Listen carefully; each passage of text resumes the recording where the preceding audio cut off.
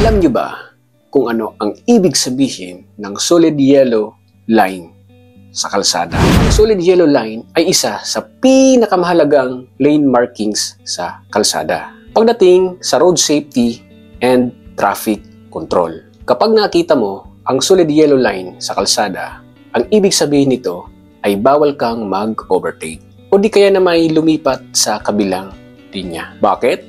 Dahil kadalasan, delikado at limited ang visibility. Lalong-lalo na sa parte ng kalsadang yan, katulad ng nasa video dahil yan ay pakurbada. Ano nga ba ang purpose kung bakit naglagay ng solid yellow line? Una, separation ng opposing traffic. Ang solid yellow line ay ginagamit upang ihiwalay ang magkasalubong o magkasalungat na mga sasakyan. Halimbawa, panorte sa isang lane at patimog naman sa kabilang linya.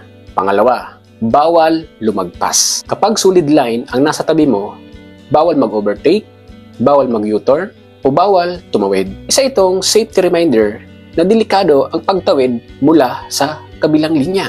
Karaniwang mga lugar kung saan natin makikita ang mga solid yellow line. Minsan sa mga curb roads na kalimitan ay hindi natin nakikita ang mga kasalubong. Minsan naman sa bridge o mga tulay dahil masyadong makitid sa overtaking. O di kaya na may near intersections para iwas disgrasya habang nagkakaaberya ang traffic flow. At madalas sa mga school zones o mga pedestrian crossing. Dahil madalas mataas ang risk ng aksidente sa mga lugar na ito. Mahalagang tandaan, kung dalawa ang solid yellow line sa parehong direksyon ng traffic, ibig sabihin nito, both side bawal mag-overtake at tumawid. Pero kung isa lang ang solid line at ang isa ay broken or dash, yung nasa side lang ng broken line ang pwedeng mag-overtake at kung ligtas. Check away mga kaibigan, ang solid yellow line ay hindi lang basta pintura sa kalsada. Isa itong babala at paalala ng batas trapiko upang manatiling ligtas ka, ako at lahat ng mga motorista na nasa kalsada.